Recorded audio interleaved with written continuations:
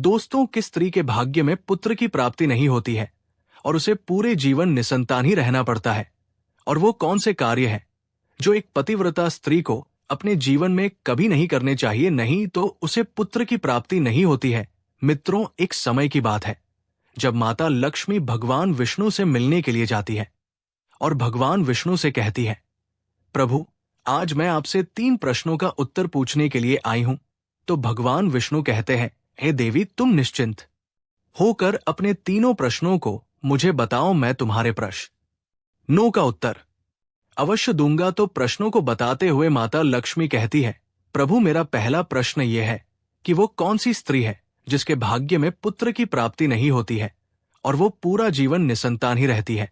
और मेरा दूसरा प्रश्न है, वो कौन सी स्त्री है जो समय से पहले ही विधवा हो जाती है और बिना पति के दुखी जीवन व्यतीत करती है? और मेरा तीसरा प्रश्न है, वो कौन सी स्त्री है जो पति के होते हुए भी एक दुखी जीवन जीती है और उसे कभी अपने जीवन में सुख की प्राप्ति नहीं होती है? तो भगवान विष्णु माता लक्ष्मी के तीनों प्रश्नों को सुनकर बोले, हे देवी, मैं तुम्हें एक कथा सुनाता हूं जिसे सुनकर तुम्हें तुम्हारे प्रश्नों का उत्तर मिल जाएगा, किंतु बहुत ध्यान से सुनना। तो माता लक्ष्मी कहती है, आप कथा सुनाइए। प्रभु, मैं कथा को पूरा मन लगाकर सुनूंगी। कथा को सुनाते हुए भगवान विष्णु कहते हैं, एक समय की बात है जब एक गांव में एक सेठ रहता था और उस सेठ के 2 बेटे थे और दोनों की शादी हो चुकी थी तथा सेठ और सेठ की पत्नी दोनों ही बहुत दुष्ट स्वभाव के थे और सेठ का बड़ा बेटा और उसकी पत्नी भी दुष्ट स्वभाव की थी। लेकिन सेठ का छोटा बेटा बहुत ही अच्छे स्वभाव का था और उसकी पत्नी भी बहुत अच्छे स्वभाव की थी और वो अकेले ही घर का सारा काम करती थी और घर में सभी के कपड़े भी धोती थी। इतना सब कुछ करने के बाद भी सेठ की पत्नी और बड़े बेटे की पत्नी हमेशा उसका अपमान करती रहती थी। कथा को आगे बताते हुए भगवान विष्णु कहते हैं, सेठ की बड़ी बहू का एक बेटा था और छोटी बहू को एक पुत्री थी। सेठ की पत्नी हमेशा उस पुत्री को लेकर अपनी छोटी बहू को ताना मारती रहती थी। फिर भगवान विष्णु कथा को आगे बताते हुए बोले, हैं देवी, अब मैं उस सेठ की छोटी बहू की कहानी अच्छे से समझाता हूं, क्योंकि उसकी छोटी बहू की कहानी से तुम्हें तुम्हारे पहले प्रश्न का उत्तर मिल जाएगा कि वो कौन सी स्त्री है जिसके भाग्य में कभी पुत्र की प्राप्ति नहीं होती है। तो इस कथा को सुनो। उस सेठ की जो पत्नी थी वो पहले से ही बड़े ही दुष्ट स्वभाव की थी और उसके दुष्ट स्वभाव के कारण घर के सभी लोग उससे बहुत ज्यादा परेशान थे और वो अपनी छोटी बहू को बहुत ही ज्यादा परेशान करती थी। उसको परेशान करने में उसे बहुत मजा आता था। सेठ की छोटी बहू का नाम राधिका था और वह बेचारी राधिका घर का सारा काम करती थी, फिर भी सेठ की पत्नी उसे हमेशा बहुत परेशान करती थी। वो कितना भी घर का काम कर ले, पर सेठ की बीवी हमेशा उसे ही डांट रहती थी। एक दिन जब राधिका घर में झाड़ू लगा रही थी तो सेठ की पत्नी बोली, इतनी देर हो गई, तू अभी तक झाड़ू ही नहीं लगा पाई। मैं मंदिर जा रही हूं और जब तक वहां से आऊंगी तब तक खाना बन जाना चाहिए। आते ही मैं खाना खाऊंगी। फिर वो बेचारी घर की साफ सफाई करके खाना बनाने में लग गई और खाना बनाते समय वो मन में सोच रही थी, मैं घर का इतना काम करती हूं, फिर भी मेरी सास मुझे हमेशा डांट रहती है और हमेशा परेशान करती रहती है और कभी भी प्रेम से बात नहीं करती है और घर का सारा काम मुझसे ही करवाती है। राधिका ये सब सोच ही रही थी, तभी दरवाजा खटखटाने की आवाज आई तो उसने सोचा, अभी तो खाना तैयार भी नहीं हुआ और लगता है मेरी सासू माँ आज बहुत जल्दी ही मंदिर से लौट आई है। फिर राधिका दरवाजे के पास गई और दरवाजा खोला तो उसने देखा कि दरवाजे के बाहर एक साधु महाराज खड़े हैं। फिर वो साधु महाराज राधिका से कहते हैं, बेटी, मुझे कुछ भोजन करा दो, मुझे बहुत जोर की भूख लगी है। तो राधिका बोली, महाराज, मैं आपको भोजन तो करा देती, पर मेरी सास बहुत दुष्ट स्वभाव की है, वो मुझे बहुत डांटेगी और अभी वो मंदिर गई है, मंदिर से आती ही होंगी। यदि वह आ गई और उन्होंने मुझे आपको भोजन कराते देख लिया तो मुझे बहुत मारेगी, इसीलिए मैं आपको भोजन नहीं करा सकती। तो साधु बोला, बेटी, थोड़ा सा ही भोजन करा दो, मैंने सुबह से कुछ नहीं खाया है। साधु की ये बात सुनकर राधिका को दया आ जाती है और साथ साथ से बोली, महाराज आप अंदर आ जाइए, मैं आपको भोजन देती हूं। तो फिर वो साधु अंदर आ जाते हैं और राधिका उनको भोजन देती है।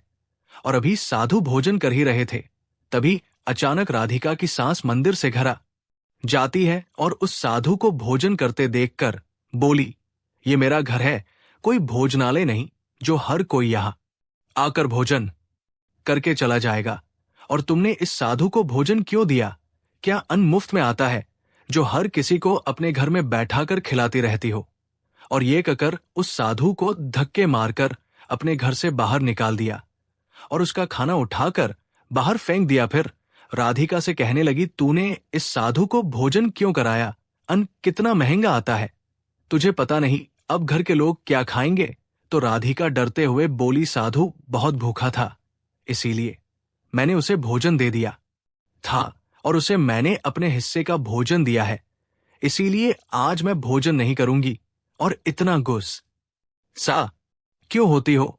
भोजन तो मैंने उसे अपने हिस्से का दिया है। ये सुनकर उसकी सास ने गुस्से में आकर राधिका को भी धक्के मार करके घर से बाहर निकाल दिया और बोली, जा, अब तुझे भी इस घर में रहने की जरूरत नहीं है और अब कभी मेरे घर में मत आना। फिर राधिका दरवाजे पर बैठकर रोती रही, किंतु उसकी सास ने दरवाजा नहीं खोला। और फिर राधिका ने सोचा, अब यहां से अपने मायके ही जाना पड़ेगा। फिर वो अपने मायके जाने लगती है तो बीच रास्ते में एक घना जंगल पड़ता है। राधिका भूखी प्यासी अपने मायके जा रही थी, तभी बारिश होने लगती है। फिर राधिका वहीं जंगल में एक पेड़ के नीचे बैठ जाती है, लेकिन फिर भी बारिश की बूंदें उसके ऊपर गिरती रहती है और वो भीगने लगती है। तो उसे एक और पेड़ दिखा जो काफी बड़ा था, तो वो बारिश से बचने के लिए वो उस बड़े से पेड़ के नीचे जाकर बैठ गई और रोने लगी। तभी उसे एक संत मिले और संत के कहा, बेटी तुम क्यों रो रही हो? तो राधिका ने संत को सारी बात बताई। तो संत ने कहा, वो लोग तुम्हें इसीलिए परेशान करते हैं क्योंकि तुम्हें अभी तक पुत्र की प्राप्ति नहीं हुई है, लेकिन तुम चिंता मत करो, मैं तुम्हें एक पर्ची देता हूं जिसमें पुत्र प्राप्ति का उपाय लिखा है। फिर संत ने उसे एक पर्ची दी और कहा, इसमें लिखे उपाय को यदि तुम पूरी निष्ठा से करोगी तो तुम्हें पुत्र की प्राप्ति अवश्य होगी। और फिर इतना कहकर वो संत वहां से चले गए। फिर राधिका अपने मन में सोचने लगी, यदि मुझे भी पुत्र हो जाएगा तो मुझे भी ससुराल में बहुत सम्मान मिलेगा और मेरी सास मेरी बहुत इज्जत करेगी। ये सोच ही रही थी, तभी बारिश बंद हो गई और फिर उसने पर्ची को खोला और पढ़ा तो उसमें लिखा था, पुत्र प्राप्ति के लिए स्त्री को हमेशा अपने पति के बाएं और सोना चाहिए। और पर्ची में आगे लिखा था कि मासिक धर्म शुरू होने के प्रथम 4 दिवस में स्त्री और पुरुष के मिलन से पुरुष रोग प्राप्ति होता है, इसीलिए मासिक धर्म के प्रथम 4 दिन पति पत्नी को मिलन नहीं करना चाहिए तथा मासिक धर्म के 5वें दिन मिलन से कन्या की प्राप्ति होती है और 6ठे दिन मिलन से पुत्र की प्राप्ति होती है और 7वें दिन में मिलन से बंध्या पुत्री होती है तथा मासिक धर्म की 10वीं रात्रि में मिलन करने से अति श्रेष्ठ पुत्र की प्राप्ति होती है। और फिर उस पर्ची में लिखी सारी बातें पढ़कर राधिका अपने मन में सोचने लगी, अब मैं इसी जंगल में रहूंगी। फिर वो जंगल में ही कुटिया बनाकर रहने लगी और फिर उसका पति उसे ढूंढते हुए उसी जंगल में राधिका के पास पहुंचा और उससे कहा, तुम घर चलो। तो राधिका ने उसे पर्ची वाली सारी बात बताई और कहा, अब मैं यही रहूंगी जब तक मुझे पुत्र की प्राप्ति नहीं हो जाती। ये सुनकर उसका पति भी उसी के साथ जंगल में रहने लगता है। और फिर राधिका ने अपने मासिक धर्म के दौरान मासिक धर्म की 10वीं रात्रि में अपने पति के साथ मिलन किया और वो गर्भवती हो गई। फिर सुबह स्नान करके राधिका पूजा पाठ करने के लिए बैठी हुई थी, तभी उसका पति लकड़ी काटने के लिए चला गया और फिर भयंकर तूफान आया जिससे उसकी झोपड़ी उड़ गई और भारी बारिश होने लगी। और फिर बारिश से बचने के लिए राधिका उसी बड़े से पेड़ के नीचे जाकर बैठ गई और उस पेड़ पर 2 राक्षसी रहती थी जो इस समय बाहर गई हुई थी। और थोड़ी ही देर बाद वो दोनों राक्षसी पेड़ पर आकर बैठ गई और उसी पेड़ के नीचे राधिका बैठी थी। फिर वो राक्षसी आपस में कहने लगी, चलो सोने के टापू पर चलते हैं। तो दूसरी कहने लगी, पर चलेंगे कैसे तो पहली राक्षसी बोली, इसमें कौन सी बड़ी बात है, इस पेड़ को अभी उड़ा देती हूं, इसी से चलेंगे। इतना कहकर वो दोनों राक्षसी उस पेड़ पर बैठकर सोने के टापू की तरफ निकल लेती है। और उसी पेड़ के नीचे पेड़ की जड़ पर राधिका भी बैठी थी, इसीलिए साथ में वह भी उड़ने लगती है। किंतु राक्षसी को ये बात नहीं पता होती है कि इसी पेड़ के नीचे एक औरत भी है। फिर कुछ ही देर में वह दोनों राक्षसी सोने के टापू पर पहुंच जाती है। और फिर दोनों राक्षसी को भूख लगी तो वह दोनों पेड़ से उतरकर शिकार करने के लिए चली गई। फिर राधिका पेड़ की जड़ से उतरकर जब सोने के टापू पर पैर रखा तो उसने देखा यहां तो सब सोना ही सोना है। तो वो जल्दी जल्दी सोने को अपनी साढ़े आंचल में भरने लगी और जितना सोना भर सकती थी उतना भर लिया। और फिर दोबारा से उसी पेड़ की जड़ पर जाकर बैठ गई। फिर कुछ देर बाद दोनों राक्षसी शिकार करके वापस आ गई और फिर पेड़ के ऊपर बैठ गई। और फिर दोनों आपस में कहने लगी, चलो अब यहां से चलते हैं। और फिर कुछ ही देर में वो दोनों पेड़ को लेकर वहीं पर पहुंच गई। फिर राधिका तब तक पेड़ की जड़ पर ही चुपचाप बैठी रही जब तक वह दोनों राक्षसी वहां से चली नहीं गई। फिर भगवान विष्णु कहानी को आगे बताते हुए माता लक्ष्मी से कहते हैं, अब कहानी को ध्यान से सुनना, क्योंकि यहीं से आपको पता चलेगा कि किस स्त्री के भाग्य में पुत्र की प्राप्ति नहीं होती है। तो माता लक्ष्मी कहती है, जी प्रभु, तो भगवान विष्णु कहते हैं। फिर कुछ देर बाद वो दोनों राक्षसी वहां से चली गई और फिर राधिका उस सोने को लेकर पेड़ की जब से नीचे आ गई और सोचने लगी, ये सारा सोना लेकर मैं अपने घर जाऊंगी और मेरी सांस इतना सोना देखकर खुश हो जाएंगी और मुझे परेशान करना बंद कर देंगी और मुझसे घर का काम भी नहीं कराएंगे। राधिका ये सोच ही रही थी, तभी उसका पति भी जंगल से लकड़ी काट कर आ गया और राधिका से कहने लगा, इतना सारा सोना तुम कहां से लाई हो? तो राधिका ने उसे राक्षसी वाली सारी बात बताई और कहा, चलो अब हम लोग घर चलते हैं। तो उसका पति बोला, ठीक है।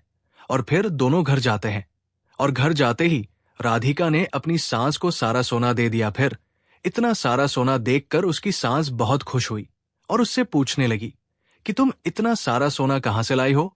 तो राधिका ने अपनी सांस को राक्षसी वाली सारी बात बताई। फिर उसकी सांस ने सारा सोना ले लिया और उसके बाद राधिका से कहने लगी, इतने सोने से क्या होगा जब वहां पर बहुत सारा सोना था? तो तुझे और ज्यादा सोना लेकर आना था, इतना थोड़ा सोना लेकर क्यों आई हो? तो राधिका बोली, माँ जी, इतना सारा सोना तो है और लाती तो क्या होता? तो उसकी सांस बोली, तुझे और ज्यादा सोना लाना था जिससे हमारी 7 पुश्ते बैठकर खाती, फिर भी सोना खत्म ना होता।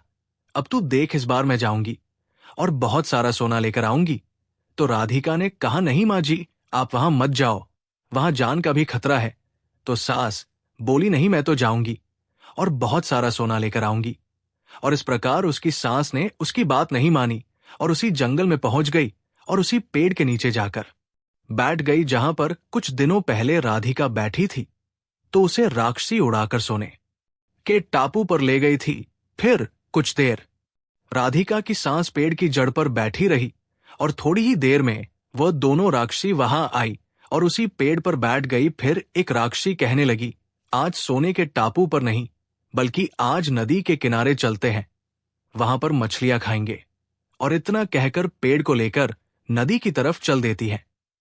अभी उसकी सांस एकदम से बोल पड़ी, तुम दोनों पेड़ को सोना के टापू पर लेकर क्यों नहीं जा रही हो?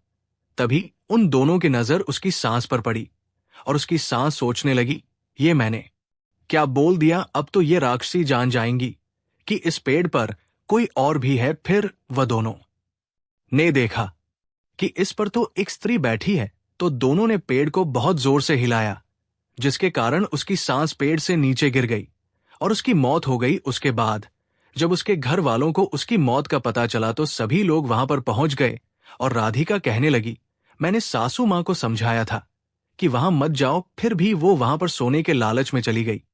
अब इनके लालच का फल इन्हें मिल गया। मित्रों, कहानी को आगे बताते हुए भगवान विष्णु कहते हैं, इस तरह उसकी सास की मौत हो गई, इसीलिए हमें लालच नहीं करना चाहिए।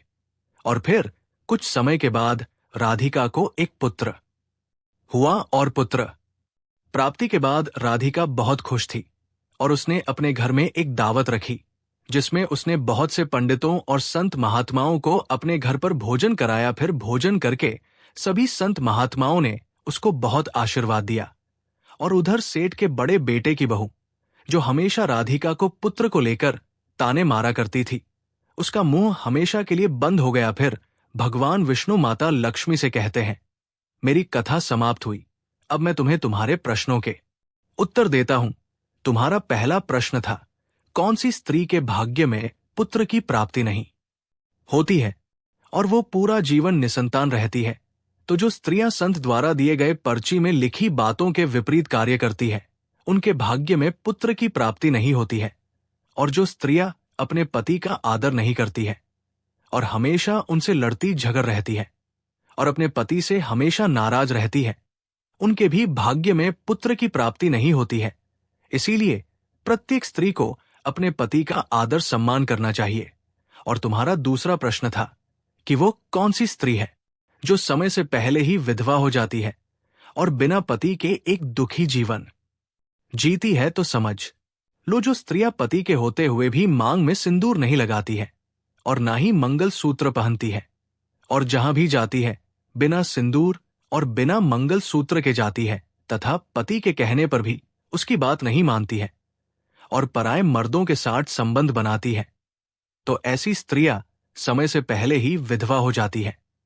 इसीलिए एक शादीशुदा स्त्री को पतिव्रता जीवन जीना चाहिए और अपने पति के अलावा पराये मर्दों को नजर उठाकर भी नहीं देखना चाहिए। और तुम्हारा तीसरा प्रश्न था कि वो कौन सी स्त्री है जो पति के होते हुए भी एक दुखी जीवन जीती है और उसे अपने जीवन में कभी सुख की प्राप्ति नहीं होती है।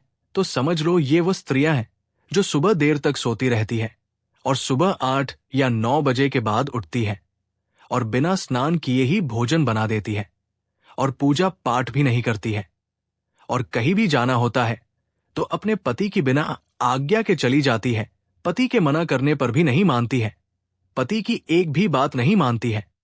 तो ऐसी स्त्रियों के जीवन में कभी सुख की प्राप्ति नहीं होती है और हमेशा दुखी जीवन जीती है। इसीलिए एक पतिव्रता स्त्री को हेम चरित्रवान रहना चाहिए और प्रातः काल में उठकर स्नान आदि करके पूजा पाठ करके फिर भोजन तैयार करना चाहिए, जिससे कि घर में सुख शांति आती है। और माता लक्ष्मी की पूजा भी करनी चाहिए, जिससे कि माता लक्ष्मी प्रसन्न होती है। मित्रों, आपको ये कथा कैसी लगी हमें कमेंट्स करके जरूर बताना। तो बोलो जय माता लक्ष्मी की जय।